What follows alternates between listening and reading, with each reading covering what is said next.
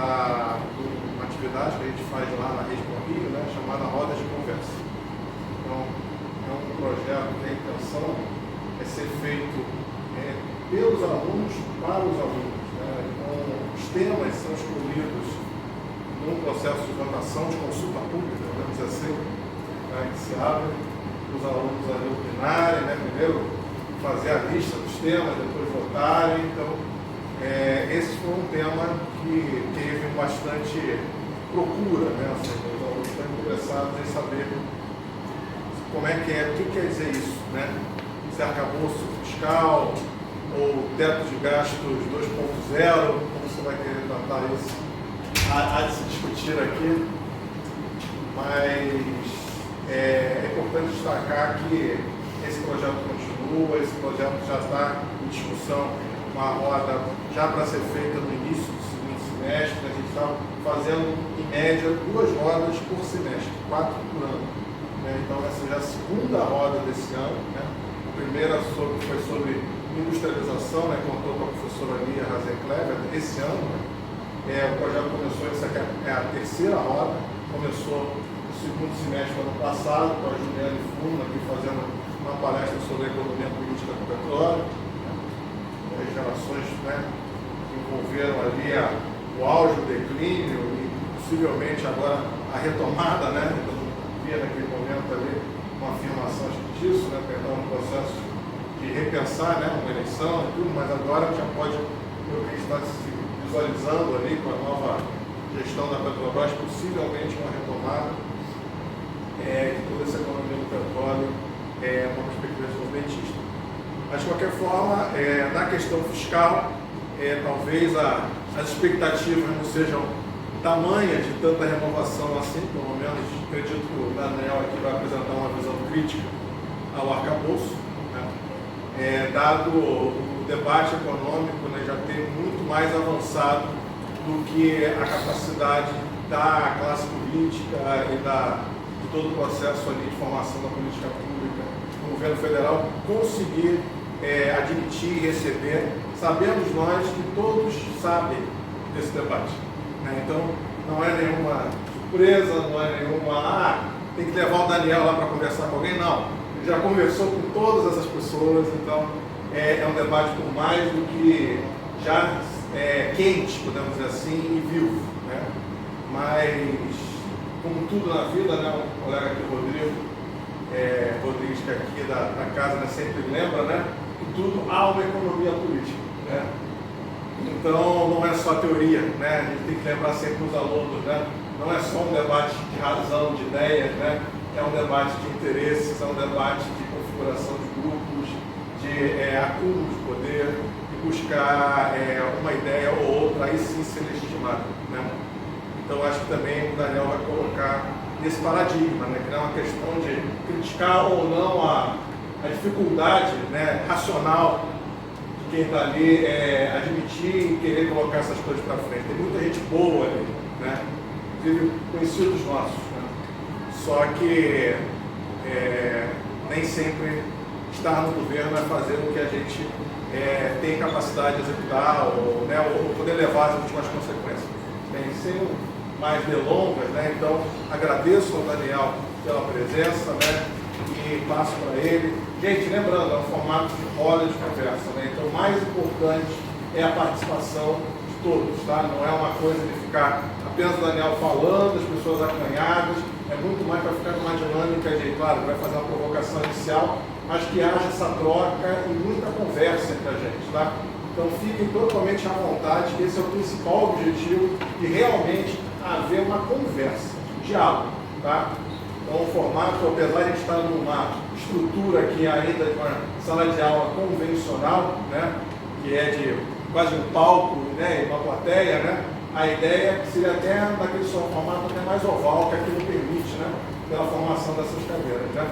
Mas a ideia é ter uma interação de fato entre todos nós. Eu passo a palavra, eu saúdo o Daniel aqui pela presença e conhecimento.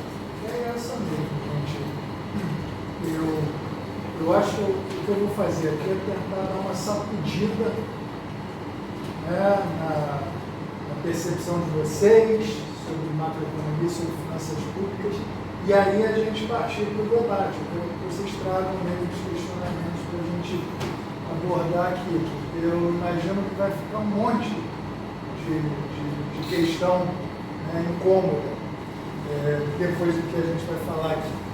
Então, já de cara, eu quis mostrar para vocês que a minha avaliação do que a gente vai tratar aqui, o arcabouço fiscal proposto pelo governo, obviamente, não é nada tão terrível quanto o teto de gastos, né, aprovado pela emenda constitucional em 2016. Que ali realmente era uma aberração, inclusive hoje reconhecido pelos defensores da austeridade, e que talvez, por ser tão agressivo, né, como uma imposição de restrição aos gastos públicos, se tornou inviável.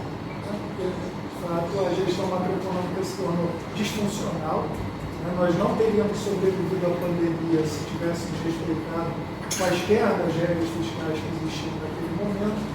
E a partir daí ficou muito claro, né, que o retorno ao teto de gastos seria inviável para qualquer governo que se pretendesse funcionar daí para frente, inclusive o governo derrotado nas eleições. Ninguém toleraria uma restrição tão forte, tão agressiva, né, com relação aos gastos públicos, e aí buscou-se uma alternativa menos, né, restritiva, mas que eu considero ainda muito desnecessariamente restritiva, que é o que a gente pode tratar aqui. Então, tentei trazer logo de uma vez, né, as principais características do novo arcabouço.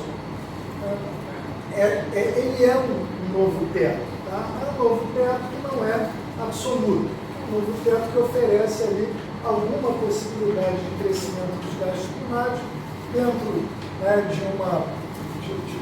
entre um piso de 0,6% de crescimento real até 2,5%, né, 2,5% seria o máximo, mas isso condicionado também ao desempenho das receitas primárias, sendo que o condicionante arbitrário escolhido é que o valor do aumento dos gastos primários pode ser de até 70% do aumento da arrecadação primária. A regra ali um pouco menos rígida do que, obviamente, dizer não pode crescer durante 20 anos, não importa o que aconteça. E existe também um relaxamento aí, né, da maneira como a gente impõe exigências de resultado primário ao governo, que antes era uma meta rígida, um valor absoluto, agora a gente tem limites, né, uma banda com limites ali propostos para o resultado primário, ainda era uma proposição feita pelo governo no início de cada período fiscal, mas agora você consegue lidar com a meta de primário de maneira menos difícil, né? Porque você vai trabalhar dentro de uma região de valores, então o descumprimento, né, do resultado primário não vai ser algo assim tão difícil de resolver. Né? O governo vai começar a identificar, olha, eu estou saindo de dentro da região de meta de primário, e isso vai permitir que o ajuste não seja tão restritivo como era antes da imposição de contingenciamentos ao governo. Né? Mas continua havendo uma meta de primário aí, meio que arbitrariamente escolhida, em nome de algo que a gente vai discutir aqui. Na verdade, o que a gente vai questionar muito mais aqui é o objetivo buscado pelo novo arcabouço. Tá? Então, eu estou dizendo aqui que o novo arcabouço realmente não é tão ruim quanto era o teto. Né? A partir de agora, a gente tem uma despesa primária que volta a poder crescer. Né?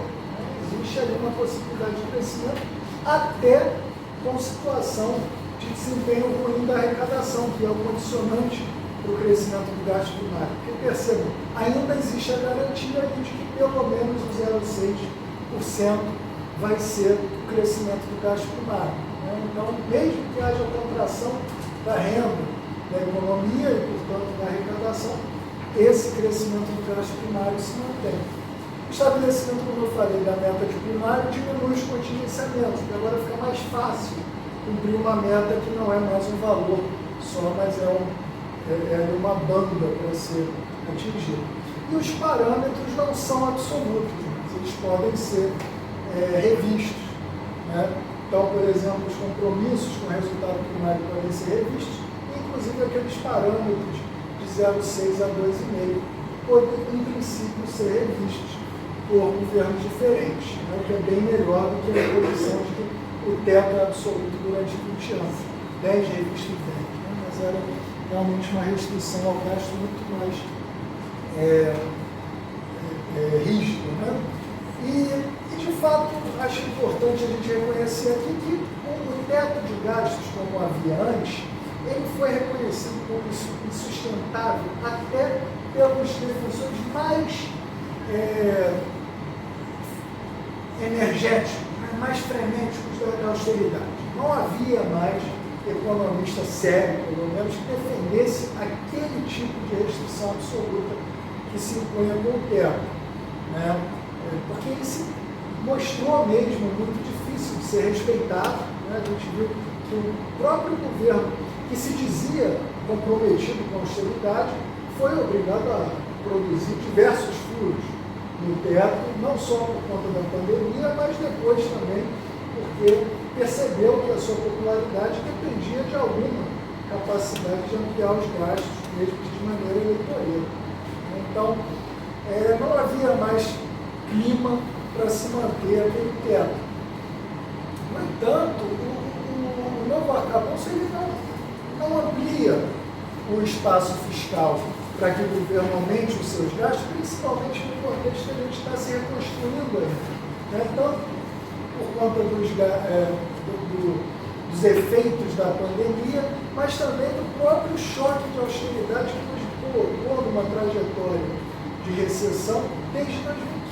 Né? A economia brasileira vem enfrentando um contexto de estagnação, né? Piorado pelo choque, mas que ainda precisa ser resolvido, e a ferramenta para isso seria, né, o uso dos gastos públicos, pelo menos uma das ferramentas possíveis, mas que o NAF não permite ser usada com muita liberdade. E aí a desculpa, né, a justificativa para que a gente se autoimponha esse sistema, esse arcabouço de restrições um pouco mais sofisticado, um pouco menos difícil de ser cumprido, mas ainda restrições, ainda é um teto. A desculpa é que os economistas continuam defendendo que esse esforço de conter gastos do governo é importante para estabilizar a dívida pública. Né? O grande mal que os economistas com acesso à verdade pública costumam denunciar, principalmente medida como fração do PIB, e que isso seria necessário para trazer depois, eventualmente, resultados desejáveis para a economia, com a tal da retomada dos investimentos privados, que seria produzido por esse tal saneamento fiscal. E aí, gente, o que eu vou trazer para vocês? Primeiro, algumas reflexões. Né? O nosso experimento com políticas de austeridade, né, de contenção de gastos públicos, para buscar resultados econômicos desejáveis, começa em 2015.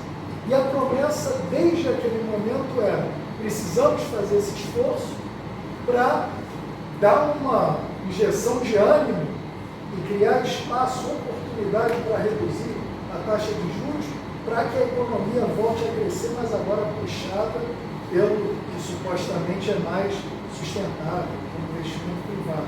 Essa é a desculpa que nos deram. No entanto, desde aquele momento, a gente realmente não tem conseguido, né, produzir um desempenho, né, satisfatório no produto per capita brasileiro. Obviamente, a situação é especialmente ruim durante a pandemia. A gente tem que reconhecer que ali as coisas são ainda mais difíceis, mas mesmo depois da pandemia a gente segue num processo de recuperação ainda muito, muito bem E muito em função dessa escolha. Né? Então, pelo menos a promessa ali não está cumprida. E não é só isso, tá, gente? Além da promessa de que esse saneamento fiscal, essa estabilização da dívida pública com inflação do PIB, permitiria uma reativação da economia brasileira por conta desse estímulo para os gastos privados, além disso existia uma outra promessa ainda mais direta, né, que era que o saneamento fiscal, essa política de austeridade, de redução dos gastos, produziria uma melhora no desempenho das variáveis fiscais. Obviamente era esse o objetivo, né? Reduzir o déficit fiscal, déficit primário, no caso do governo, graças a esse tipo de política. Porque a ideia é, bom, se eu conseguir reduzir os gastos, imaginando que a receita se mantenha, eu busco, né, uma redução daquele resultado vermelhinho ali. E nem isso as políticas de austeridade conseguiram entregar. Né? E o motivo para isso, a gente até estava falando antes, mas é fácil de entender. É que a arrecadação não é independente das decisões de gasto do governo. Né? Obviamente, o gasto do governo, ele adiciona demanda na economia, que adiciona renda, né? Que aumenta a renda de equilíbrio daquela economia e afeta muito diretamente a própria arrecadação. Então, o que a gente acaba fazendo, perseguindo esse saneamento fiscal, que eu vou dizer para vocês que nem necessário é, mas se fosse, seria terrivelmente perseguido com esse tipo de política. Porque o que você acaba fazendo é mais ou menos correndo atrás do próprio rabo.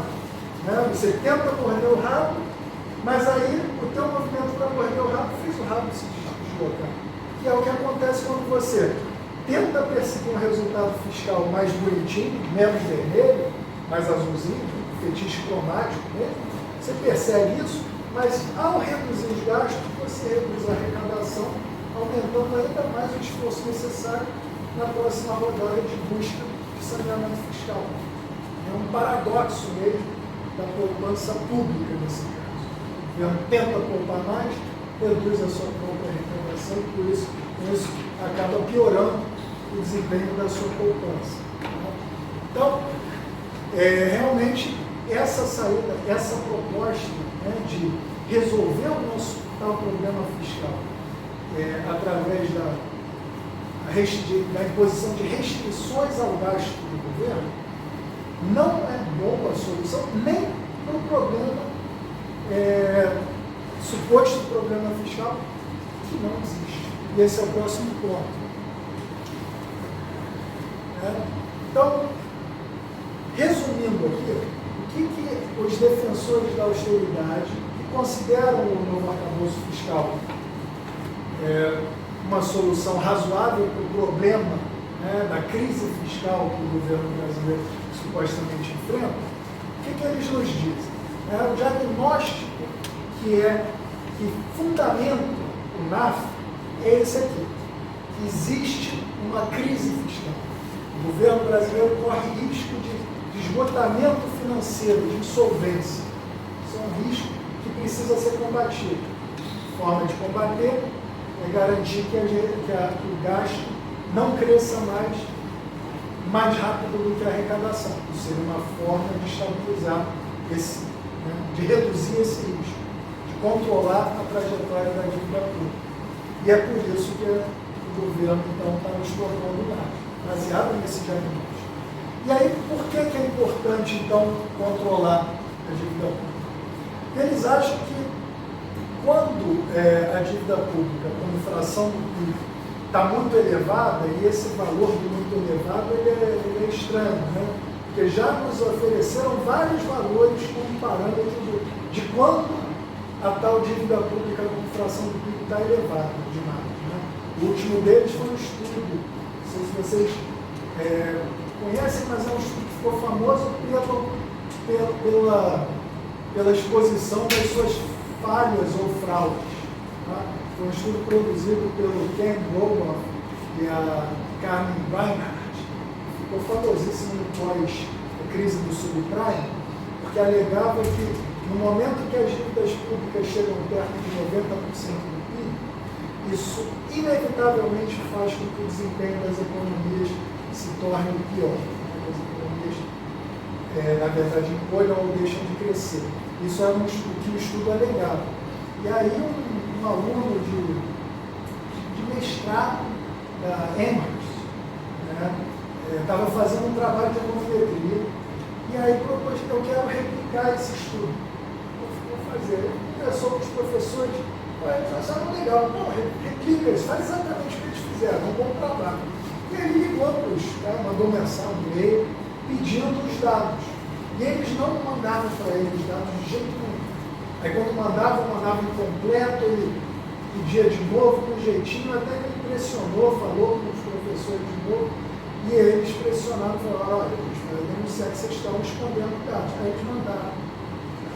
E aí ele descobriu, na análise desses dados, que para ele chegar no resultado interessante, que defendia essa tese de que muita dívida pública acima daquele nível era ruim, eles fizeram um tratamento dos dados e isolaram, removeram a parte que ia acabar produzindo dados, resultados menos convenientes para o argumento deles.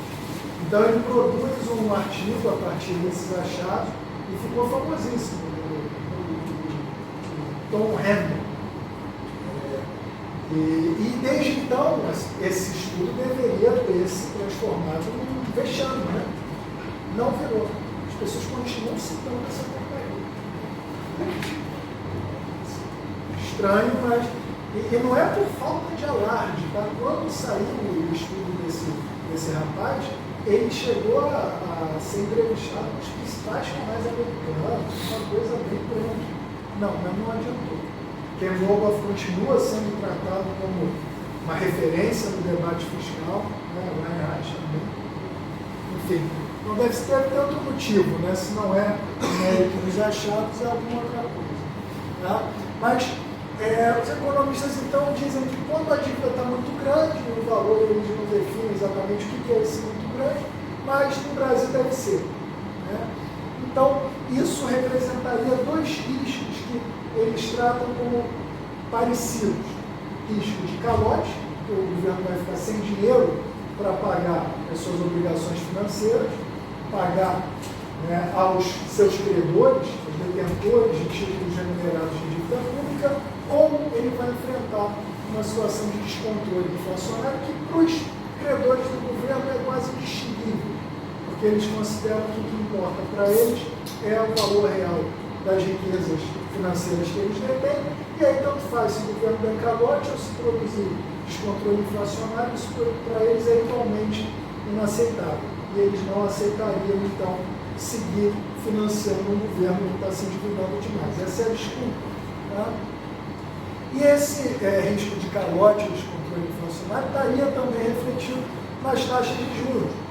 Vocês têm visto que esse tem sido um debate sobre a política monetária no Brasil. Recentemente, o governo tem pressionado o Banco Central pela redução da taxa Selic, né, afirmando que, olha, eu fiz o dever de casa, eu aprovo, né? Estou em vias de aprovação do novo arcabouço que promete um saneamento fiscal, as contas públicas estão cada vez mais bonitinhas, e ainda assim você não reduz a taxa Selic, o que está acontecendo?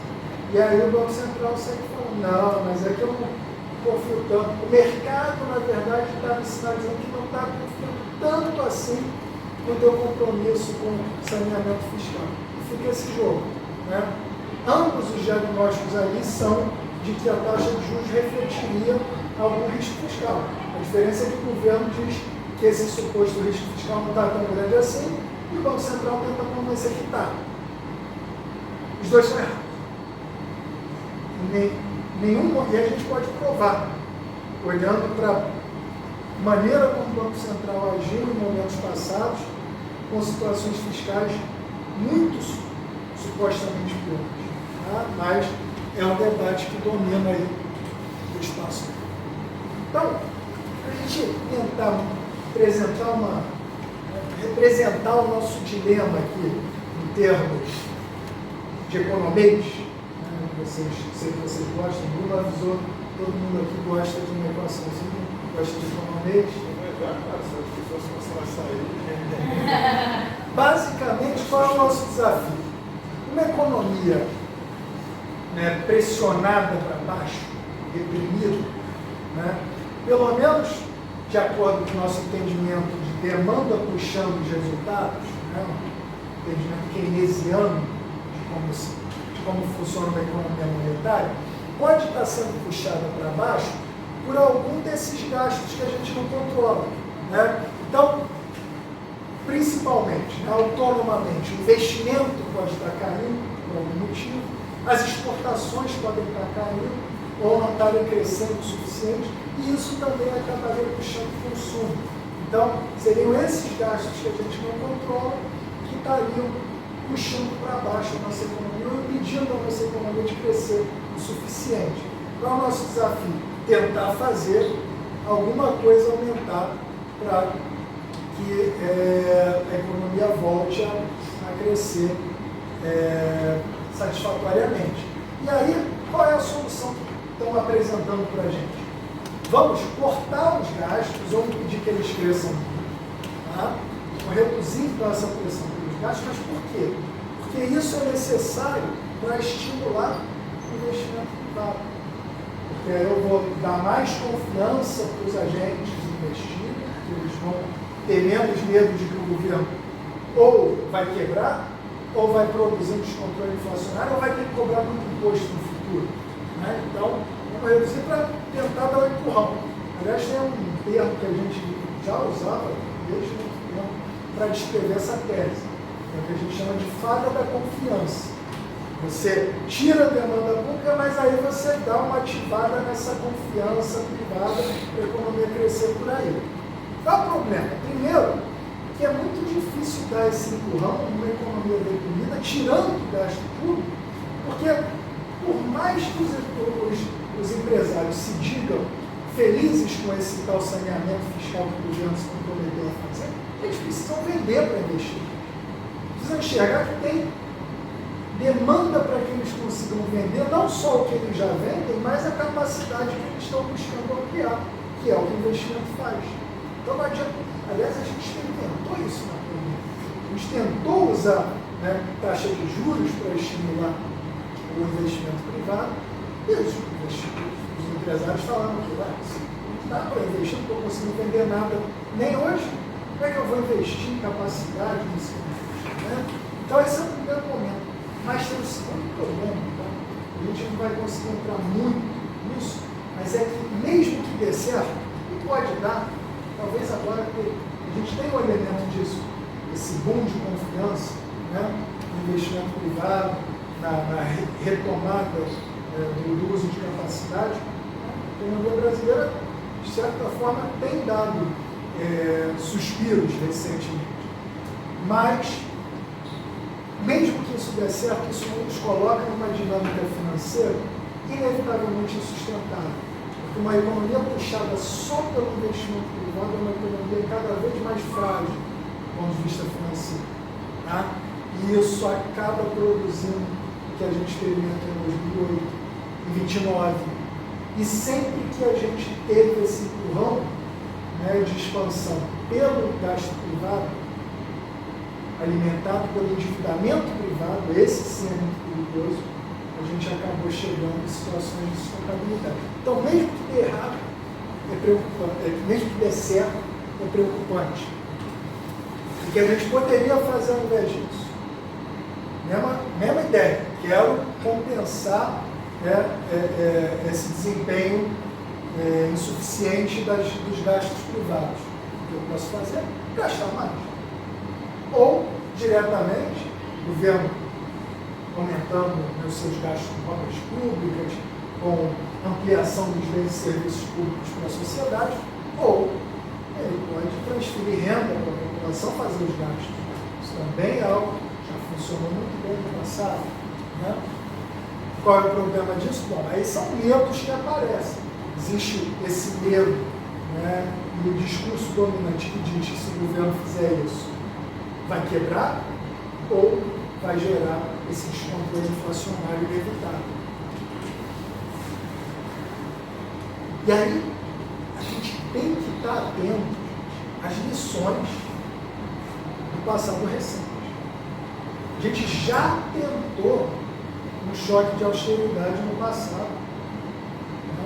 Em 2014, não sei se vocês, alguns aqui certamente lembram, que a população foi às ruas exigindo o quê?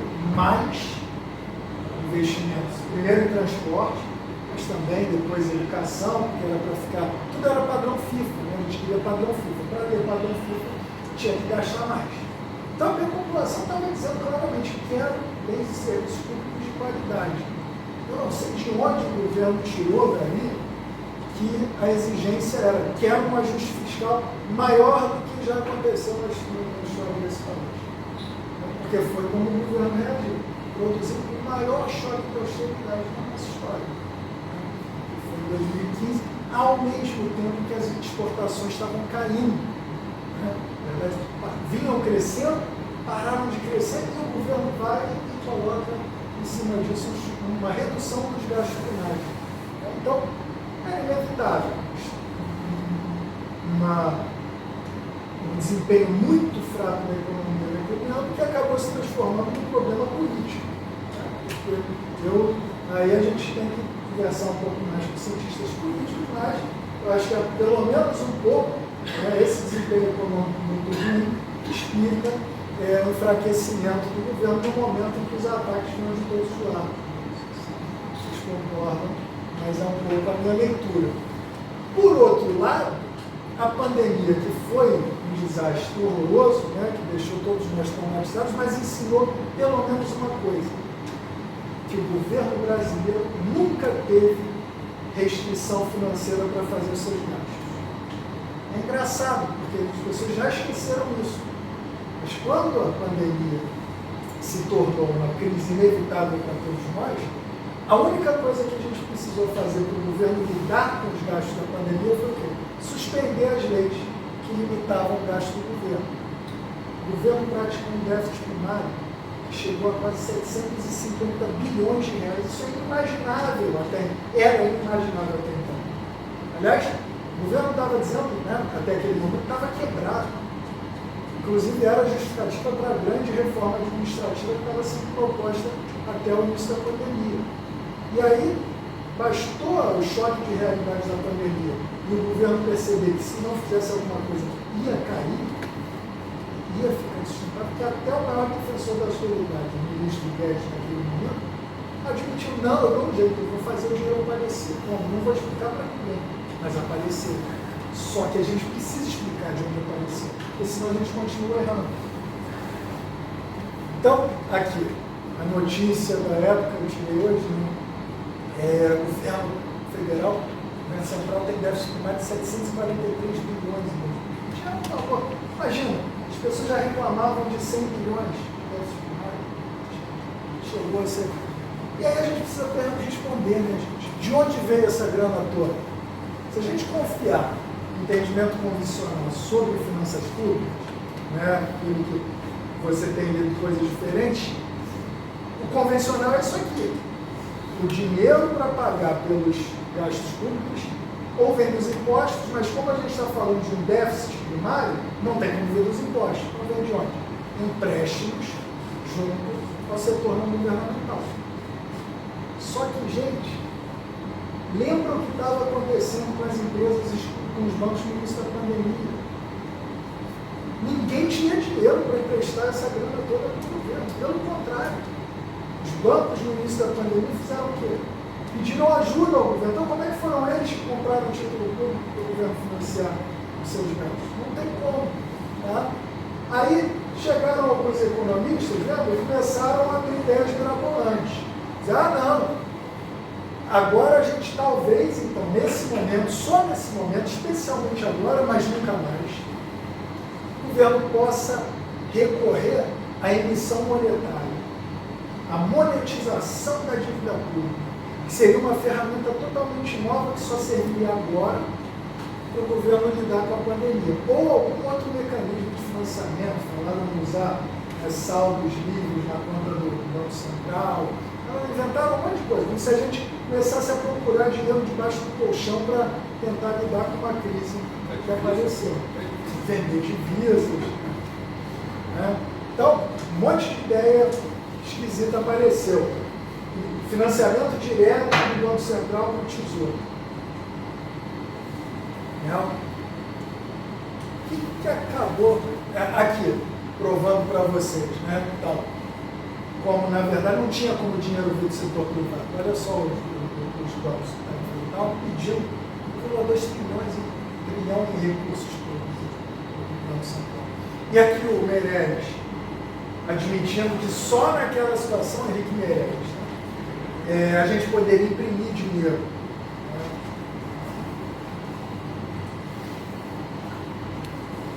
O que acabou acontecendo?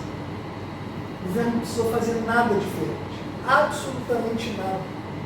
Não precisou inventar nenhum mecanismo de financiamento novo. Não precisou descobrir como se emitia moeda. Não precisou autorizar nenhuma operação nova de gestão de dívida pública. Nada disso. Só precisou suspender as leis, que basicamente proibiam o governo de praticar gastos acima de tal tamanho. É só isso. No momento e como é que ele fez isso? Houve um decreto legislativo logo no dia seguinte ao anúncio da crise pandêmica, né? Decreto de calamidade, que autorizou a suspensão das regras fiscais todas. E logo em seguida eles ainda reforçaram a tal PEC do orçamento de guerra, que aí eliminou qualquer chance de criminalização do desrespeito das regras fiscais. Mas era só isso que precisava. Aliás, isso foi suficiente, não só para o governo lidar com os gastos deficitários da pandemia, que foi um valor inacreditável que a gente falou, mas inclusive manter o saldo da conta única, que era de onde supostamente o dinheiro tinha que vir para o governo do Estado. Está. Aliás, ele aumentou o saldo da conta única no final do período. A conta única é como se fosse o cofrinho do Tesouro Nacional. Né? E aí a leitura de que é um cofrinho é um problema, que não é. Tanto não é que não foi daí que veio o dinheiro. Né? Na verdade, vem na volta. Tá? Então, parte do nosso problema é achar que algum estoque de meios de pagamento, e a conta única não é, nem base monetária, não faz parte dos nossos agregados monetários, por motivo até de classificação razoável, né, justificativa de não incluir, mas a conta única é como se fosse só um registro dos direitos que o governo tem de criar moeda, né, imediatamente. É isso que ela serve. Vocês veem que até isso se manteve estável no final do período. Ele retirou, mas depois repôs. Como é que ele fez isso se o setor privado estava todo quebrado? Então, para entender isso, a gente não vai conseguir recorrer ao entendimento convencional de finanças públicas, porque não explica como esses fatos aconteceram. A gente vai ter que recorrer a algo um pouco diferente. Bom, esqueci de falar. E o juro? Se o governo gastou quase R$1 trilhão, né, na verdade, praticou um déficit primário de quase R$1 trilhão, e isso exigiu, então, né, um aumento no estoque de dívida pública do mesmo valor, porque a conta única tinha que ser reposta, como é que isso não fez a taxa de juros explodir? Pelo contrário, olha para onde foi a Selic. Isso aqui é 2% nominal, porque em termos reais, isso aqui é negativo. Como é que isso é possível? Aliás, lembram do que a gente estava falando? O Banco Central e o governo alegam que a taxa de juros reflete, de alguma forma, esse risco fiscal do governo se tornar insolvente. Se isso fosse verdade, se de fato houvesse risco de calote do governo, de dificuldade crescente do governo cumprir suas obrigações, nunca esse risco teria sido tão grande quanto aqui. Quando o déficit primário, como eu falei, chegou a quase R$1 trilhão. Como é que ao mesmo tempo a taxa de juros foi para esse nível? Porque a taxa de juros vai para onde o Copom decidiu que ela vai. O Copom coloca a taxa de juros juros aonde ele quiser. E aqui, a única diferença é que ele decidiu esquecer a desculpa que ele sempre dá para a taxa de juros ser elevada. Aqui ele decidiu tentar ajudar o governo, porque achava que uma taxa baixa, durante o momento que havia um choque depressivo pela pandemia, ajudaria a reativar os gastos privados. Conseguiu? Não. Porque até isso ele é ruim de entender as coisas. Seria como que ele quisesse passar uma boa visão do governo para a empresa? Na verdade, aqui ele está tentando dar um empurrão nas empresas, colocando o custo, né, custo de oportunidade do investimento lá embaixo. Que ele achava que assim eu, pelo menos, não atrapalho, eu dou uma ajudada para as pessoas gastarem mais. Está gastando muito. Então, é uma hipocrisia completa. Ele continuar dizendo que diz, tendo feito isso. Mas é pior, porque essa tentativa de ajudar a economia acabou não servindo para nada, exceto nos colocar muito vulneráveis em termos da inflação. Por quê? Porque, novamente, o que essa taxa de juros muito baixa poder supostamente fazer? Quando o custo de oportunidade do investimento, que é o preço do empréstimo novo, ou o preço do refinanciamento, está muito baixo, fica mais fácil investir. Seria isso. Fica mais atraente, porque agora o investimento pode oferecer um rendimento bem baixo, mas ele ainda compensa esse custo financeiro, que seria a alternativa do investimento. Só que a gente estava num contexto em que os investidores não tinham o que procurar para ganhar dinheiro. Ninguém vendia nada. Então, a taxa de juros podia estar até zero. Não faria sentido tomar um empréstimo, porque você não ia conseguir pagar, porque eu não consegui vender. Então, não era esse o problema da economia. A economia brasileira não estava deprimida porque a taxa de juros estava muito elevada. Estava deprimida porque as pessoas não estavam vendendo muito, porque a pandemia nos obrigou a suspender um monte das nossas atividades econômicas. Era isso. E aí, qual era o problema financeiro que a gente tinha que resolver? As empresas sem receita ainda tinham custos.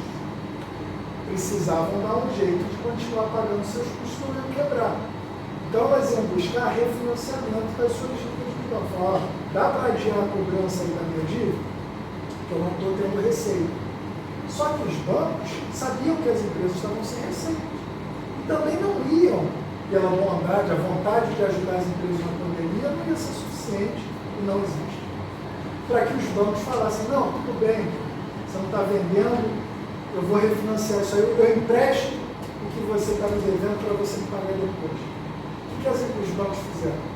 Foram no governo, Banco Central e Tesouro e falaram, se você não garantir essas dívidas das empresas que vão quebrar durante a pandemia, eu não vou refinanciar essas empresas e elas vão quebrar mesmo.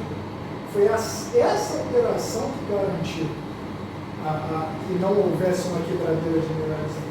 Foi a taxa Selic. A taxa Selic não garantiria essas operações. Então foi aquela operação que eu botei ali, a notícia. Isso é que fez a gente salvar o sistema financeiro. Mas, então, essa taxa Selic não nos ajudou, mas atrapalhou. Por quê? Porque no contexto de pandemia é inevitável que as pessoas comecem a ficar preocupadas com a moeda em que as aplicações delas estão. Porque vai haver movimento cambial. A pandemia global, as pessoas vão tentar comprar aquelas moedas que compram tudo no mundo, as moedas fortes. Então, se eu estou achando que vai todo mundo ter problema no mundo, eu vou comprar o dólar porque eu sei que é o mais seguro no mundo. Isso já é inevitável.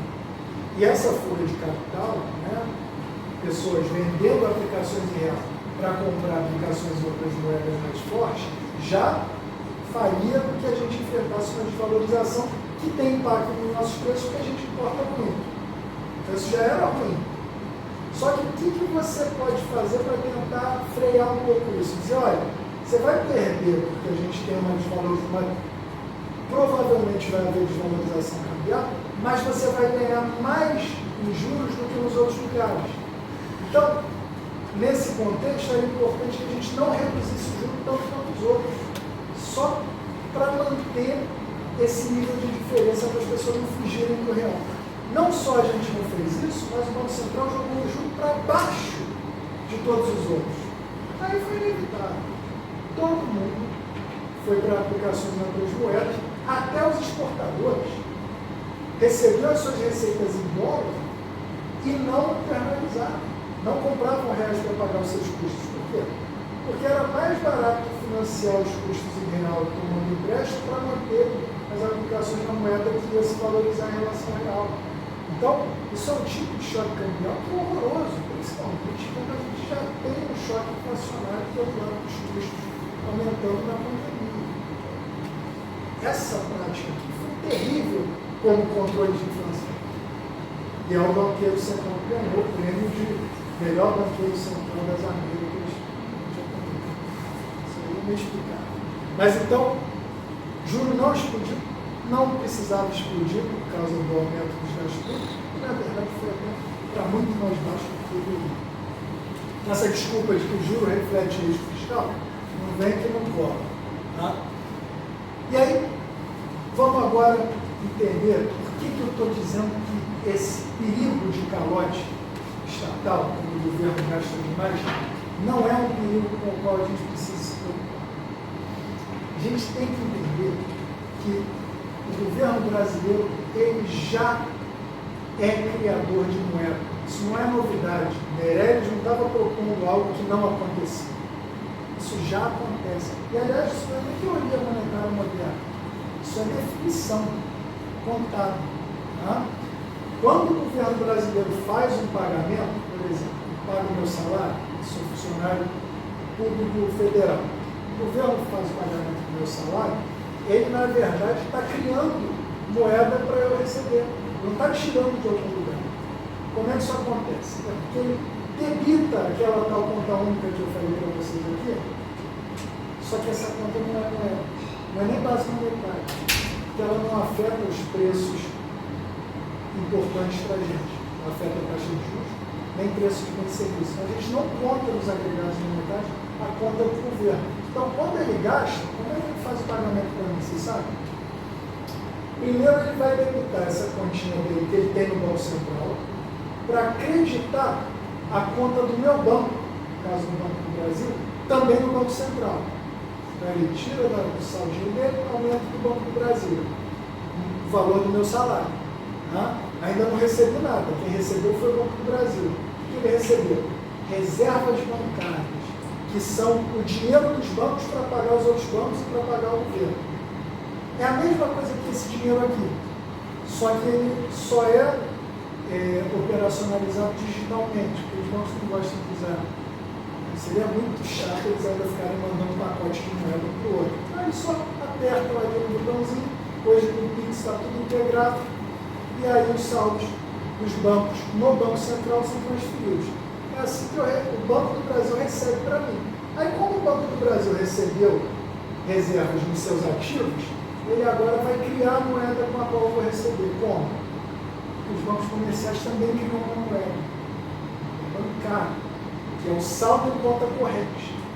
Como o Banco do Brasil recebeu o meu salário em reservas bancárias, ele agora pode pagar, criando moeda bancária, o meu saldo em conta corrente. Isso é criação de moeda, por definição. Você explicou todo o fluxo de caixa que acontece desde a conta única até a sua conta. Isso é registrado, contabilizado. Então, na teoria, isso não é criar dinheiro, isso é você transferir dinheiro de uma conta única para uma outra conta. Não, aí é que está. Porque a conta única não é incluída nas nossas mensurações de agregados monetários. Mas ela é uma outra coisa. Mas ela é mensurada, porque ela pode aumentar, diminuir e Sim. ser medida através do tempo. E isso é uma informação, por exemplo, para instituições financeiras que querem medir justamente esse fluxo. Que fluxo? Mas ela foi 750 milhões na reserva de valor. Não, De gasto no final, não tem outro. Não, houve um fluxo que no final do ano fiscal ele bateu lá e aí ele permaneceu no equilíbrio. Mas no limite, então ele foi lá e digitou. É isso. Peraí, qual foi a resposta? Qual foi a versão que eu Não, escutei? ele meio que jogou os dados aqui e falou, não, isso aconteceu. Não, isso a gente Daniel, pode o que verificar. você falou, Isso. 630 milhões que foi gasto em Sim, 2020, isso sai do... saíram, vamos dizer que ele saiu da conta única. Aí teria menos 730 no final do ano. Só que quando você olha no final do ano, a conta única não soma, diminuiu com a conta. Beleza, mas aí o fluxo de entrada e saída da conta única, como ele funciona? Então, isso é fundamental. A primeira questão é a gente reconhecer que, dadas as nossas definições, isso é uma questão semântica, no primeiro momento. Nós estamos falando de criação de moeda porque a conta única não é moeda. Então, como a saída dela não representa redução de nada, porque a gente só começa a falar de moeda quando, na verdade, fala de base monetária quando a gente cria saldos para os bancos comerciais e fala de criação de moeda quando os bancos criam moeda. Depois a gente pode juntar os dois se eu fizer um saque. Aí vira papel moeda no meu bolso, foi criação de moeda. Da mesma forma, imposto seria destruição. Voltar para a conta única, na verdade, seria, por definição, destruição de moeda. No entanto, fica parecendo realmente que a conta única nos dá um limite para fazer essa criação, né? Que também é ilusório. Por quê? Não, esse é um valor que ele acaba sendo a consequência de todos os fluxos passados que alimentam e retiram valores da conta única. E aí a gente precisa entender de onde ele vem. Agora vamos mergulhar em como essas coisas acontecem. Eu tinha aqui um exercíciozinho. Isso é realmente interessante. Olha só. Seria muito mais fácil entender essa tua questão se o governo não se separasse em dois braços contábeis. Gente, talvez para simplificar, mas eu acho que aqui a gente vai conseguir enxergar. Tá? Se a gente não separasse o governo em dois braços contábeis, um que emite a moeda, cria a moeda como item do seu passivo, mas não gasta, e um outro que usa a moeda como item dos seus ativos, mas não cria, né? Porque está, na verdade, redistribuindo dos seus ativos. O Tesouro faz isso, redistribui dentro dos seus ativos. O Banco Central é que verdadeiramente pode criar o quanto ele quiser, que é um item do seu passivo. Como é que então a gente pode verificar se essa capacidade de criar moeda irrestrita do Banco Central é transferida para o Tesouro? E em alguns casos não é. Aí a gente vai testar no caso brasileiro. No caso brasileiro, o Tesouro, então,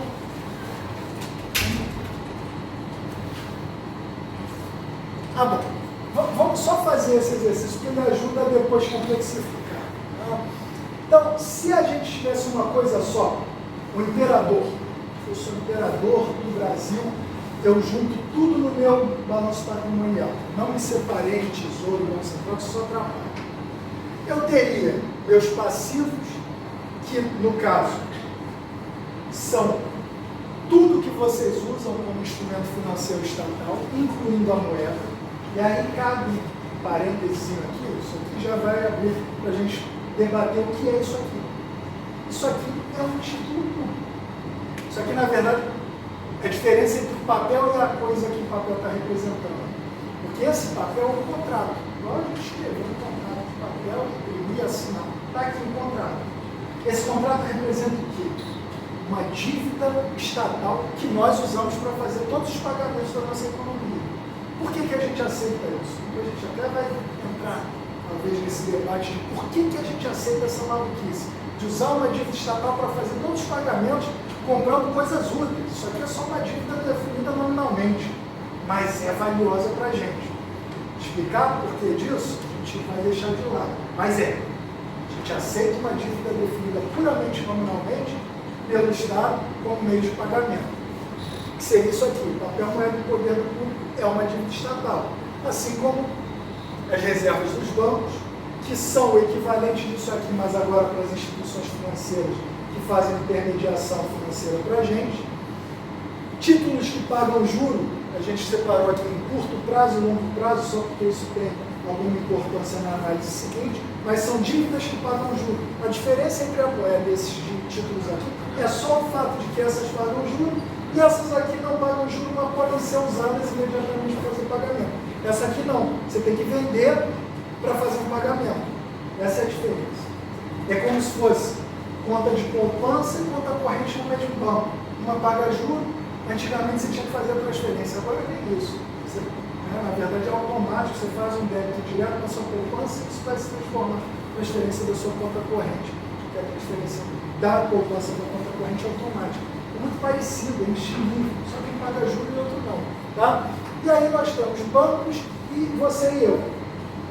Para o governo fazer um pagamento aqui, é inegável, ele vai criar a moeda com que ele paga. Vai aumentar as reservas, para os bancos aumentarem os seus ativos aqui e ao mesmo tempo aumentarem o passivo de depósitos à vista para pagar para você. Se você quiser, você obriga o banco a te entregar isso aqui na forma de papel moeda e vira uma coisa só. Né? Vai virar papel moeda e papel moeda aqui e o banco sai da jogada. Mas é só isso. Fica muito óbvio, né? O governo está criando a moeda com que ele faz o pagamento e está destruindo se cobrar imposto. Tá? Aí a gente não teria como errar também essa leitura aqui. Gasto público financiado pela criação de moeda. Onde é que a gente começa a errar? A gente separa as coisas. Ah, bom, e o enxugamento, depois a gente vê ali que é uma operação parecida. Se a gente agora separar o governo, o Tesouro e o Banco Central, o Tesouro vai ter que ter um saldo aqui de onde ele vai tirar os seus ativos, os valores para fazer pagamento. E aí entra no problema que ele levantou. Espera aí, então isso aqui me dá o limite do quanto o Tesouro pode gastar. Porque se essa conta única zerar, acabou a capacidade do Tesouro de gastar. Né? Então seria um problema. Por que isso verdadeiramente não é o limite no caso brasileiro? Pode ser no caso grego, pode ser no caso de outros governos que não operam no Brasil. Pelo processo seguinte, quando o Tesouro, então, faz um pagamento, ele de fato reduz a conta única. Aí a gente tem aquele mesmo caminho, o Banco Central aumenta as reservas, os bancos agora têm mais reservas, criam depósito, aumentam, fazem o pagamento para você. O problema é o momento seguinte, quando os bancos agora recebem essas reservas, como a gente trabalha com reservas fracionárias, que arbitrariamente eu botei em compulsórias de 30%, né, que é o quanto o banco precisa ter de reservas líquidas para ele poder criar um depósito adicional de 1.000. Ele tinha que ter só 300, mas ele ganhou 1.000. Então tem 700 dinheiros sobrando para esse banco. O banco não é bobo. O que ele vai fazer com isso? Vai aplicar em alguma coisa rentável. Pode tentar emprestar para os outros bancos, mas estava tudo equilibrado, os outros bancos não estão precisando de 700. Então, nesse caso, a taxa de juros que os bancos cobrariam, né, diminuiria. Então, aí o banco vai falar, opa, peraí, tem uma taxa que eu sei que eu ganho, independente do que aconteça, que é essa taxa aqui, que o Banco Central me garante que eu vou ganhar. É uma aplicação que sempre vai pagar Selic, enquanto o Banco Central quiser pagar Selic. Os bancos vão pegar esses 700 e comprar as aplicações vendidas pelo Banco Central, operações compromissadas hoje em dia. Pode ser o depósito voluntário remunerado, mesma coisa. Tá? Mas a operação é essa. O enxugamento desse excesso de liquidez vem através das aplicações em contas que pagam juros.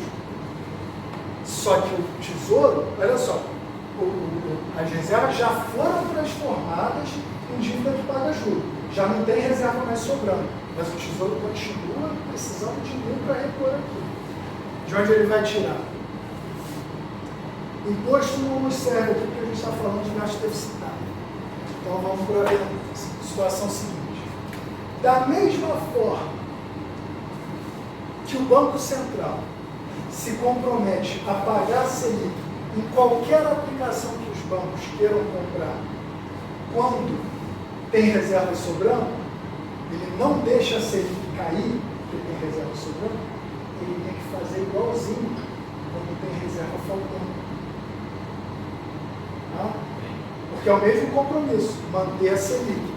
Então, quando o Banco Central, o Tesouro, fizer o seu leilão, mercado primário, de títulos que pagam Selic, ele agora não vai encontrar, nesse momento, comprador nenhum, porque a gente já tinha enxugado anteriormente aquele excesso de reserva. Beleza? Isso, em tese, então, pressionaria a taxa de juros que seria paga nesses títulos que ele está tentando vender, nesses 1.000 todos. Lembra que a gente antes só tinha vendido 700 para sobrando, mas ele quer vender 1.000, porque ele quer repor tudo. Isso pressionaria a taxa de juros para cima, que é a taxa que remunera as letras financeiras do Tesouro, que a gente está falando de um leilão de títulos de curto prazo, no mercado primário. E aí você pode, acho que você já está imaginando, bom, mas peraí, o mercado primário não é onde o Banco Central controla a Selic, que é as operações compromissadas de tiro no mercado secundário, de quem já tem título público, está fazendo essas operações. Mas vamos imaginar o seguinte: as operações compromissadas que usam de títulos públicos são muito parecidas com as letras financeiras do Tesouro que pagam Selic. As duas pagam Selic. Tá? Se o preço dessas letras estiverem sendo vendidas aqui para o Tesouro Repor, os 1.000, começar a baixar, o que as pessoas que já têm aplicações que pagam a Selic com o Banco Central vão começar a pensar? Pô, a mesma aplicação vendida no mercado primário pelo Tesouro está pagando mais. Eu não sou bobo, o que eu vou fazer?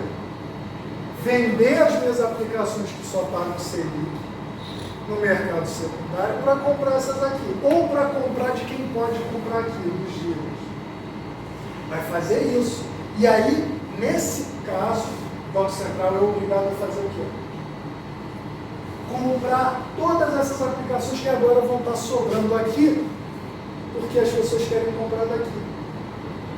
Ou seja, o Banco Central ele é obrigado, pelo seu compromisso de manutenção da Selic, a absorver todo o excesso de venda de títulos públicos pelo Tesouro que pressiona a Selic. Obrigado. Então é assim que o Tesouro acaba reabastecendo a sua conta sem nenhuma dificuldade, porque o que falta é complementado pelo Banco Central. É um financiamento indireto. De que tamanho nesse caso aqui? Nesse caso aqui foi um financiamento indireto de 300, que vai aparecer aqui como aumento de base monetária. Isso já acontece. Isso é criação de moeda, criação de base monetária pelo Banco Central para complementar a demanda do título do Tesouro. Já acontece. Não precisava fazer nada de diferente. Entende? Quando o Meirelles falou, a gente pode tentar usar isso aqui. Mas com diferentes intensidades, você não acredita que o efeito seria diferente? Com o tamanho. Mas aí não é uma questão de faltar dinheiro, é uma questão de o tamanho do gasto viabilizado por essas operações que já acontecem pode ser grande demais. Perfeito. Pode ser. Um debate que a gente não fez durante a pandemia, porque estava preocupado com faltar dinheiro, foi o quê? Qual o tamanho do gasto que cabe numa economia deprimida pela pandemia. Quando a gente falou sobre o auxílio emergencial, todo mundo ficou debatendo de onde vinha o dinheiro. Isso não era uma questão. Qual era o debate que a gente tinha que fazer? Qual o tamanho do auxílio que cabe na economia sem gerar uma pressão inflacionária muito exagerada? Quando o Haddad, tentando desqualificar a MD, que ela era residente naquela entrevista, falou, poxa, então eles estão dizendo que eu poderia dar R$5.000 para cada brasileiro. É exatamente o que a gente diz para não fazer. R$5.000, obviamente, não cabe. Para cada brasileiro, não cabe na economia brasileira. Vai ser um choque inflacionário horroroso. Mas não é porque falta dinheiro. É porque a gente não deveria gastar mais do que cabe na economia. São questões diferentes. E aí, quando a gente trata como se fossem as mesmas, a gente acaba não lidando com o que é o problema. Por isso que irrita tanto o NAF, que criou um problema que não existe para resolver, ao invés de lidar com o que é problema, que é achar o tamanho certo do gasto do governo. Porque isso é um desafio. De fato, se você exagerar ou tentar comprar a coisa errada, você pode desorganizar a economia de maneira perigosa. Mas não é porque não tem dinheiro, porque não deveria gastar tanto. E aí, você nos deu a oportunidade de entrar exatamente no debate sobre aonde estão os limites que a gente precisa respeitar. Se o problema não vai faltar dinheiro, qual é o problema que a gente tem que usar para nos orientar sobre o tamanho e a composição do gasto? Primeiro limite é aquele absoluto que a gente aprende na aula de macroeconomia, igual lá no início. Pleno emprego, é o máximo produtivo. Aliás, em livro a gente aprende sobre a fronteira de possibilidades produtivas. Né? É aquele máximo que a gente pode produzir no economia. Esse é o limite. A gente até consegue relaxar esse limite aumentando produtividade. Mas se não der para aumentar o produto, não adianta gastar mais, que o efeito vai ser só inflacionário. Então, aí está um limite absoluto para a gente respeitar. Só que esse limite é uma simplificação. No mundo real, esse limite não aparece de uma vez só. No mundo real, diferentes ofertas se ajustam de maneira diferente na medida que a economia vai puxando. Quando a gente fala, por exemplo, aquele modelo keynesiano que a gente ensina em macro, né, que os preços são fixos até o pleno emprego. Aí, a partir do pleno emprego, se a gente aumentar a renda de equilíbrio, vai virar só inflação. Isso é uma simplificação. No mundo real, normalmente as coisas andam juntas. Você puxa a economia para a demanda, você consegue aumentar o produto, mas normalmente você também puxa os preços. Porque tem ofertas que não vão com a mesma velocidade. Então, essas pressões inflacionárias precisam ser levadas em conta. E aí, a gente precisa olhar não é só para o tamanho do gasto, mas a composição também. Vou dar um exemplo para vocês. Se a minha política fosse dar um voucher para vocês comprarem televisão importada, todo brasileiro, estupidez, porque eu estaria aumentando a demanda de vocês exatamente naquelas coisas que mais pressionam o preço. Né? Que ia virar importação, que é o gargalo mais importante da nossa economia. Para as economias dependentes como a nossa, a instituição externa forte, o gargalo de oferta que é mais relevante é o que a gente chama de gargalo cambial, que é esse que não tem jeito. Você vai crescendo, a gente tem que importar mais. Porque a gente importa capital, a gente importa tecnologias, alguns insumos têm que vir juntos. Então a gente está puxando a economia, está puxando ali as importações. E aí, o problema é que a oferta de moeda estrangeira para dar conta disso não aumenta junto. Porque elas dependem de outras coisas. Dependem dos fluxos de capitais e dependem das exportações. Então, sempre dá uma pressão inflacionária. A gente tem que saber lidar com ela. Tem que fazer uma boa gestão cambial. Não pode fazer aquilo que o Banco Central fez. No auge da pandemia, você bota a taxa de juros num nível muito abaixo do mínimo que mantinha estabilidade cambial. Né? Então, esse é o tipo de coisa que deveria orientar um arcabouço fiscal funcional, que funcione bem. Esses são os problemas que podem aparecer quando a gente está gastando. Então, basicamente, acho que esse era o... bom, e aí não falou para a gente. Né? Não é só uma questão de ignorância, os economistas não conhecem isso. Alguns conhecem, mas não falam abertamente sobre isso. Dá um exemplo aqui, Paul Samuelson.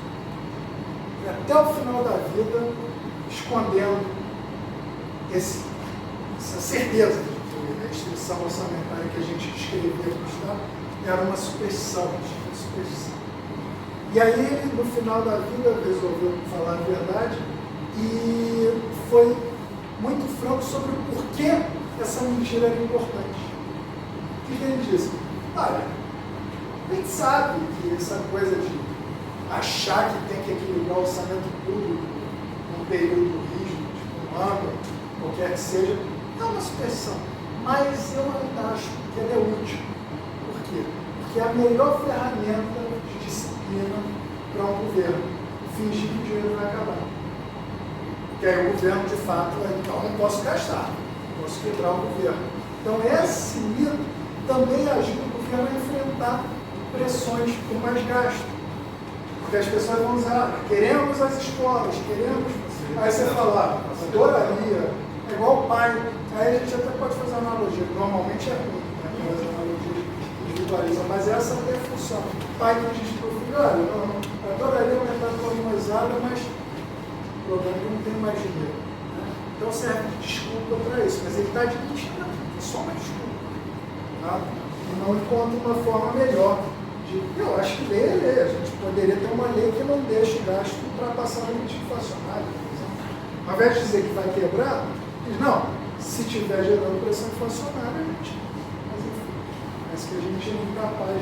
E o próprio Alan Wilson, como eu estava falando sobre a situação da Previdência, admitiu a mesma coisa. É verdade. Nada impede que a gente seja capaz de fazer pagamentos do tamanho que a gente quiser. A moeda que ele usa para fazer pagamentos. Então, são dois exemplos aí de economistas famosos que entendem o que a gente está falando, mas não gostam de falar.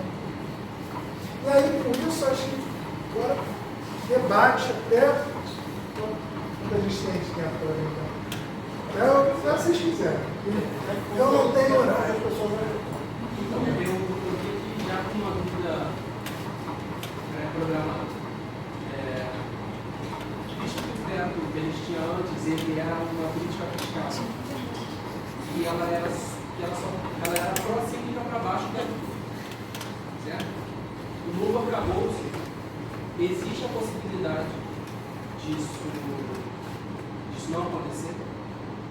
Por exemplo, a gente pegar um contexto de elevação do PIB ou de depreciação do PIB e a gente fazer uma política de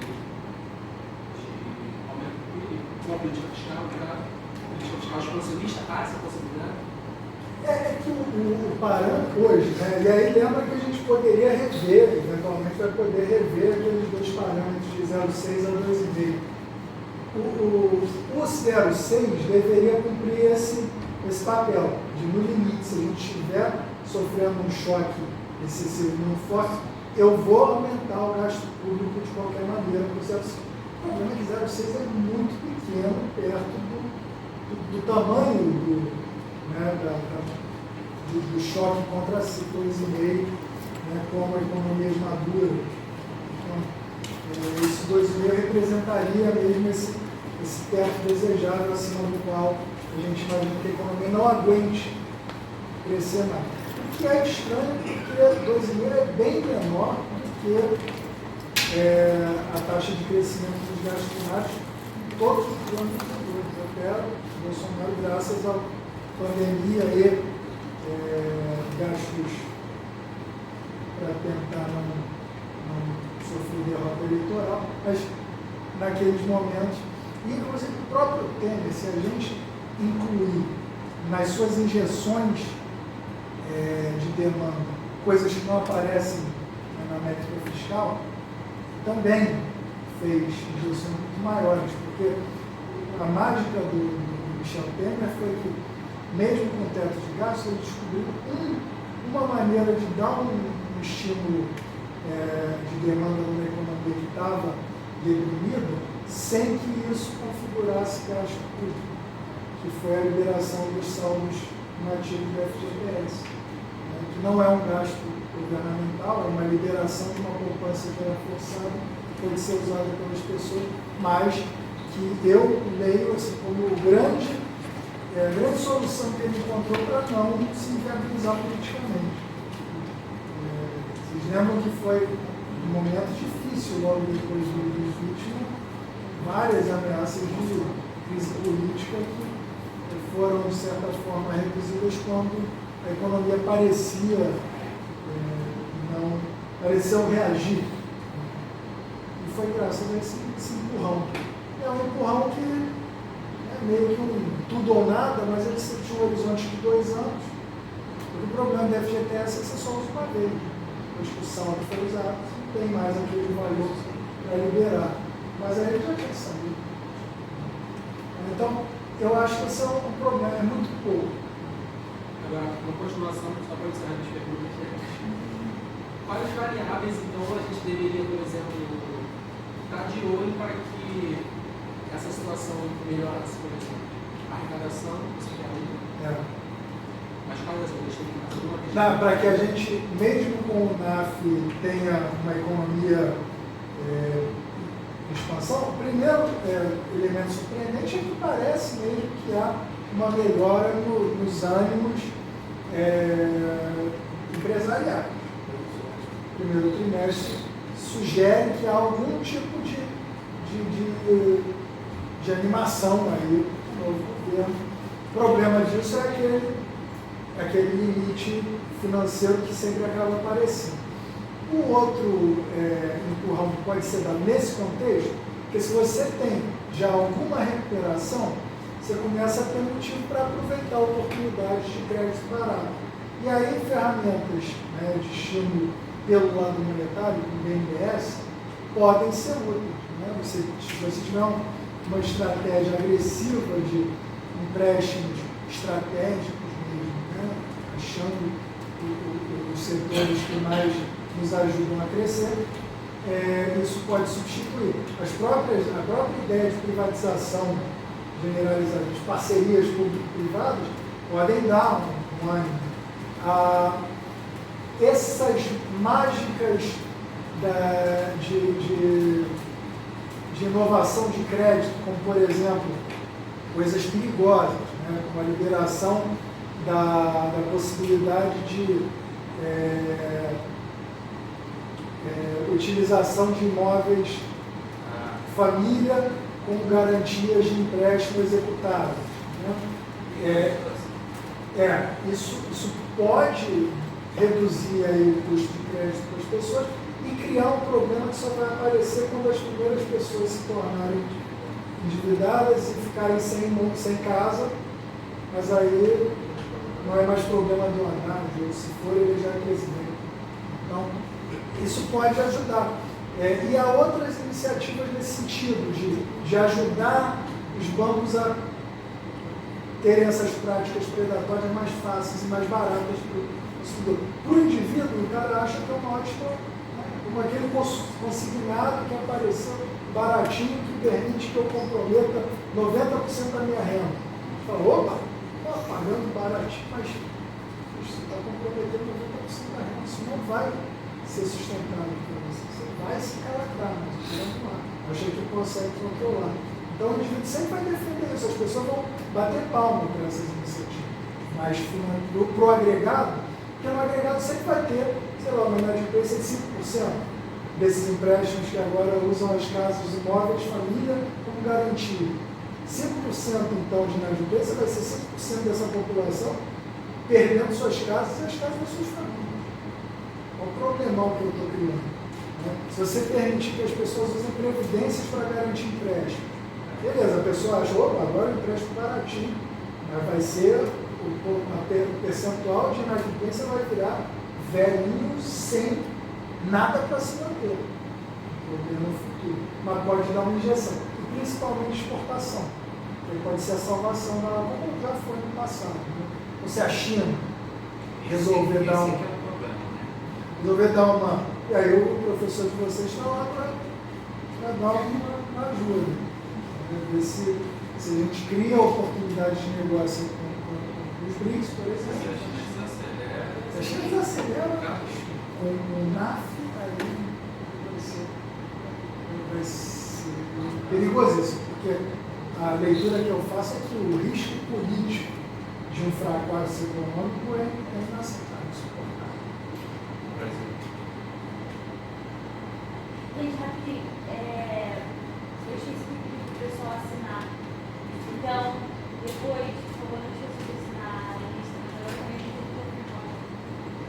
Mas, por favor, não esqueça.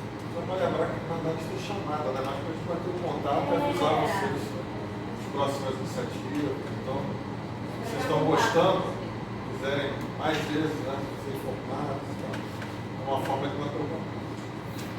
Daniel, teve uma parte que você estava apontando, o caminho, vamos dizer assim, fiscalista, de enfrentar o problema de uma economia estagnada, e a alternativa. E na alternativa você apontou quais seriam as preocupações que geralmente são apresentadas. A primeira delas, não vai ter dinheiro, a conta falaria, de onde vai vir o dinheiro. Ela, às vezes, momentaneamente superada, como foi em do debate público. Economistas que durante anos diziam exatamente esse primeiro argumento, modularam e disseram, não, a questão nunca foi que não tem dinheiro. Você ouviu muitas vezes, né, economistas tradicionalmente diziam que não tinha dinheiro, disseram, não, nunca disse isso. Eu sempre disse que poderia ter o dinheiro, mas aí tem consequências. E aí entra o debate das consequências. A primeira delas é a inflação. Você até abordou um pouco mais sobre como isso não aconteceria se você não estivesse pressionando uma falta de oferta, ali, se a oferta conseguisse acompanhar uma demanda maior, você não teria esse gargalo. Mas tem uma coisa que você não citou, você escreveu ali que não citou, que seria a restrição externa. Então, vamos dizer que a gente superasse o debate da inflação, que eu acho muito otimismo da minha parte que a gente conseguisse superar os dois primeiros pontos, né, falar que não existe, e segundo ponto, não, se bem mensurado, se bem efetivado, gasta a quantia certa, né, para cada um por mês, não dá inflação. Aí alguém ia levantar e dizer, tudo bem, mas a gente vai ter um problema muito sério com a restrição externa. E eu queria que você comentasse sobre esse ponto, e já encaminho logo a segunda pergunta. É o seguinte, respondesse que eu esqueci outra, depois eu complemento. Então, na verdade, vamos até falar um pouco mais sobre esse argumento de que o gasto público deficitário seria especialmente inflacionário. E tem a ver também com o gasto público seria especialmente difícil no contexto de restrição externa. Né? É parecido o argumento. E, primeiro ponto é que quando a gente está falando sobre esse tanto risco de descontrole inflacionário como de pressão inflacionária gerada por consequência da restrição externa, em ambos os casos, o problema não é o tamanho do gasto público nem a forma como ele foi financiado, que é um pouco o argumento como se ele fosse especialmente mais inflacionário. O problema nesse caso é o crescimento econômico. Então, que ambos, tanto os economistas que dizem que o gasto público é inevitavelmente inflacionário, como aqueles que dizem que a restrição externa é um problema especialmente relevante para economias que querem usar o gasto público como ferramenta para promover o crescimento, o problema não é o gasto, porque se a fada da confiança funcionasse, ela também produziria as mesmas pressões inflacionárias. Um problema de tamanho de demanda, o tamanho de renda, no caso da restrição externa. Então, inclusive, é interessante apontar que a confusão sobre essa consequência, especialmente mais inflacionária, do gasto público deficitário, recentemente, no debate que agora se transformou na teoria fiscal dos preços, ele reconheceu que o gasto público representa aumento do estoque de moeda, do gasto deficitário, mas parece esquecer que, na verdade, o próprio gasto privado poderia representar um aumento do estoque de moeda. Como a gente falou, empréstimos bancários criam moeda. Então, uma economia que estivesse crescendo, puxada pelo investimento privado, alimentado pela criação de crédito privado, também estaria observando um aumento da oferta de moeda, que inclusive ocasionaria um aumento na base monetária, agora de maneira reativa, porque o Banco Central seria obrigado a acomodar a demanda crescente de reserva dos bancos. Então, mesma coisa, criação de moeda poderia ser inflacionário se a criação de demanda associada a essa criação de moeda fosse maior do que a economia suporta. Então, esse é o primeiro ponto. No debate também sobre eficiência Sim, aí existe esse elemento de que o gasto público estaria, de certa forma, puxando nos pontos errados. E eu acho que o argumento mais convincente é na direção oposta, porque o gasto público, na verdade, permite se for bem planejado, obviamente, isso depende da competência do gestor macroeconômico. Mas o gasto bem planejado permite justamente a gente direcioná-lo para onde não vai haver tanta pressão. Por exemplo, o investimento privado tende a ser muito mais intenso em importação do que poderia ser um gasto público bem planejado, que eu poderia forçar mesmo a economia a suprir, né, comprando mesmo diretamente dos produtores domésticos aquela produção que o investidor privado prefere importar. Então eu acho que um argumento tão ou mais convincente pode ser feito na direção contrária, que essa economia vai criar mais moeda para criar mais demanda, quando é puxada pelo gasto privado, eu acho que pode ser até mais inflacionário por causa da restrição externa. E aí, esse debate sobre a restrição externa, de fato, vai ser trazido como assim, quase um entendimento absoluto. Olha, seria ótimo poder usar esses mecanismos de financiamento que você escreve, realmente estou convencido que o governo poderia gastar mais por causa de moeda, mas não dá para fazer porque o Brasil é um país que enfrenta uma restrição externa muito forte. Nesse caso é quase que uma afirmação de que não dá para fazer nada, porque nenhuma outra ferramenta de crescimento seria menos inflacionária por esse motivo. A restrição externa é simplesmente a necessidade de nós crescer à medida que a nossa economia estiver crescendo. Nesse caso, o tipo de demanda importa. E aí eu tenho proposto que a gente divida as dificuldades cambiais em 3 tipos assim, meio que emblemáticos.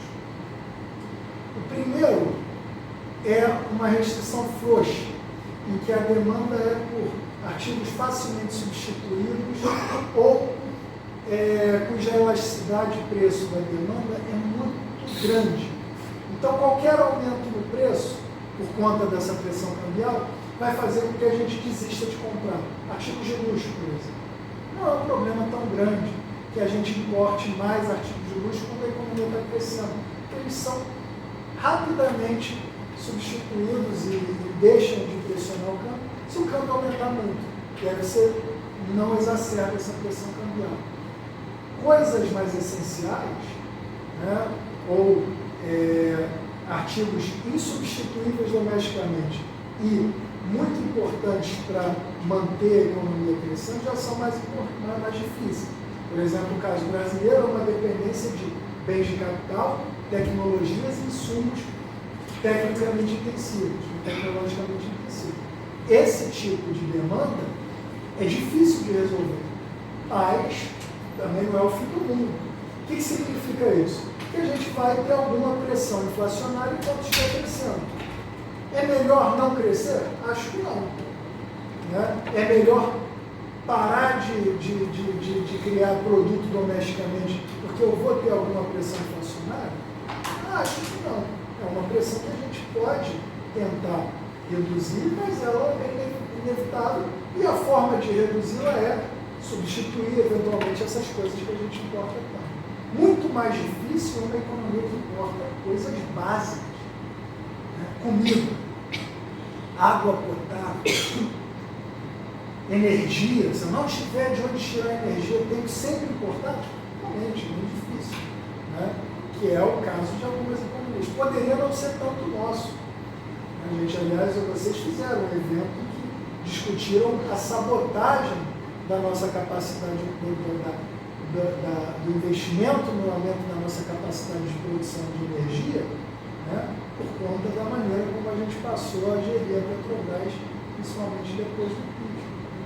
A Petrobras vinha constituindo uma capacidade quase potencialmente autônoma, tá? Porque se a gente tem pressão, tem a capacidade de extração desse petróleo e pode refiná-lo, então, o preço agora do combustível doméstico pode ser dado pelo custo de extração só.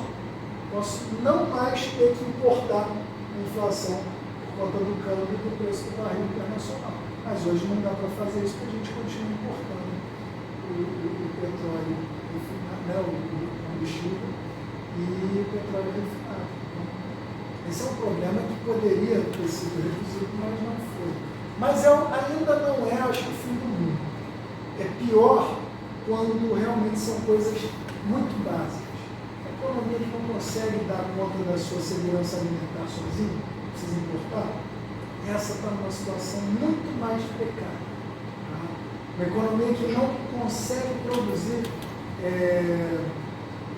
nenhum dos seus remédios. Né? Então, tem coisas que a gente debate conversa com o Fadel, por exemplo, sobre essas questões de desenvolvimento, economias que compram água potável, né, no Pacífico, aqui nas Indochinas. Aí é uma situação muito perigosa. Agora, qual é o pior dos mundos? Endividamento externo. Porque, a não ser que você tenha a força política para bancar um calote completo, endividamento externo representa demanda por moeda estrangeira, que é absolutamente preço inelástico. Porque não importa o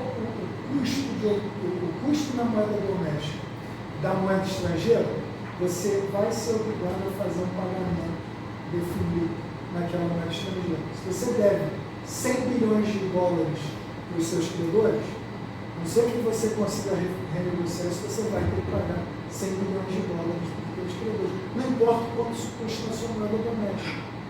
Esse é o cenário potencialmente hiperinflacionário. Economia alemã, Zimbábue, porque são economias que continuam demandando moeda estrangeira, mesmo que não haja essa moeda à venda na moeda doméstica. Né?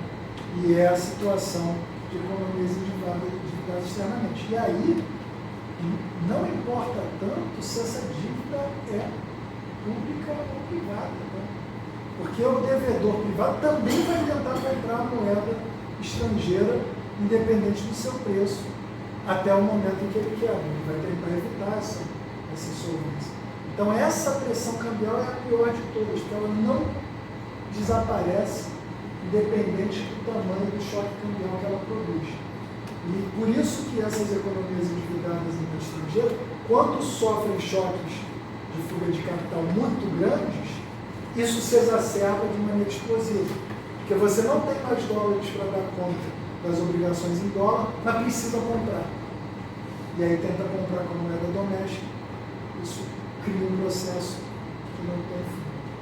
Lembrei outra pergunta, que é mais sobre o NAFTA. De 2015 para cá, mais ou menos, a gente está tendo gasto, a gasto público em relação ao PIB mais estável, né, só que você tem tido uma média de 2%, até mais recente, dá para comparar muito bem 2020 com o caminho, mas a gente diminuiu um pouco para um pouco de déficit. Apesar do teto de gasto, apesar de tudo, o Estado continuava gastando mais daquilo que ele arrecadava.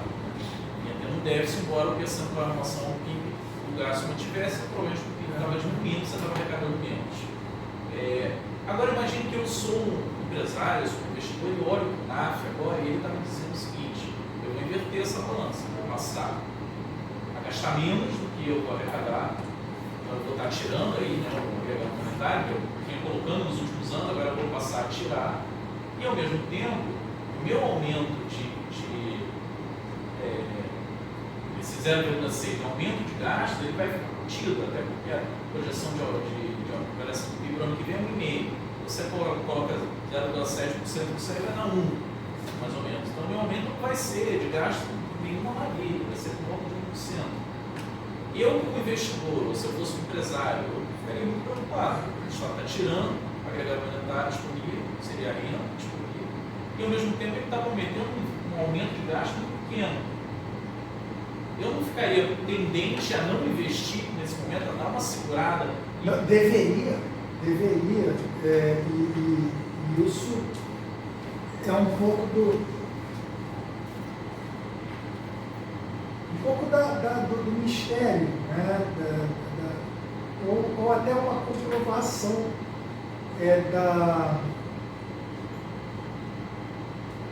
da honestidade desses empresários que defendem políticas de austeridade, porque de fato parecem não entender que gasto público é demanda pelo que eles podem vender. Déficit público é lucro, uma massa de lucro potencial que pode ser capturada por eles. Então, nesse sentido, a defesa da austeridade pública empresários não faz sentido nenhum. Né? O problema é que eles podem ser tão sinceros na sua confusão que, de fato, caso haja qualquer recuperação dos seus investimentos, né, que pode até ser simplesmente reativação da capacidade, isso também alimenta demanda por outras coisas que pode estimular o investimento de outras empresas, de uma inversão dos espíritos animais que pode acontecer, muito mais difícil acontecer no contexto que não há de onde vir demanda. No contexto de demanda absolutamente estagnada, realmente não faz sentido para ninguém aumentar o investimento. E aí realmente não dá para a gente imaginar uma reativação da economia. Mas se houver alguma oportunidade crescente de venda por algum motivo, né, e houve aí até uma herança, né,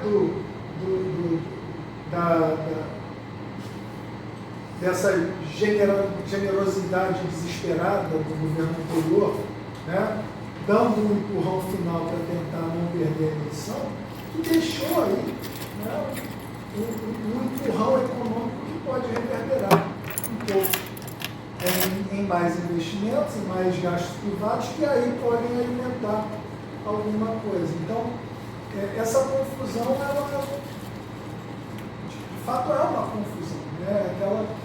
Aquela relação setorial que a gente tenta explicar para todo mundo, né? Que é a ideia de que, como o dinheiro criado pelo governo, ele tem que chegar em algum lugar, se o governo cria mais dinheiro do que tira da economia, isso vai acabar em alguma carteira. Né? E, normalmente, isso acaba na carteira dos empresários da economia. Né? Então, são eles que acabam ganhando o déficit público que está sendo realizado. Né? Poderiam ser empresários estrangeiros. A gente não está observando uma piora na balança comercial. Não são os empresários brasileiros. Estão lucrando mais, estão acumulando mais. Né? Isso deveria ser entendido. Se fosse entendido, talvez eles tivessem um comportamento um pouquinho menos autossabotador. Mas, mesmo quando eles alegam que acreditam, né, que austeridade é bom para os lucros, né, que é aritmeticamente insano, ainda assim é possível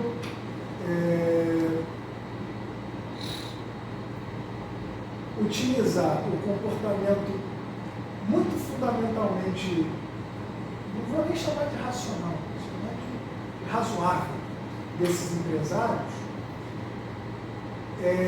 a partir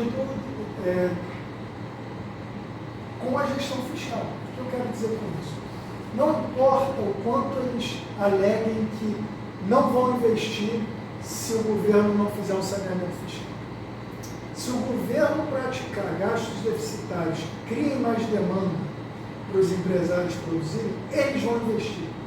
Porque é a natureza. Se eles enxergarem mais oportunidades de venda, inicialmente vão se investir. Se ele não investir, alguém vai investir no lugar dele e ele perde o mercado. Então, isso é inegável. O governo sempre consegue desfazer essa confusão com uma boa gestão macroeconômica. Agora, na ausência de uma boa gestão macroeconômica, ainda é possível imaginar alguns cenários que também são herdeiros de algum tipo de estímulo de demanda autônoma. Poderia ser exportação, mas eu imagino mais que tenha vindo desse último estímulo fiscal bolsonarista.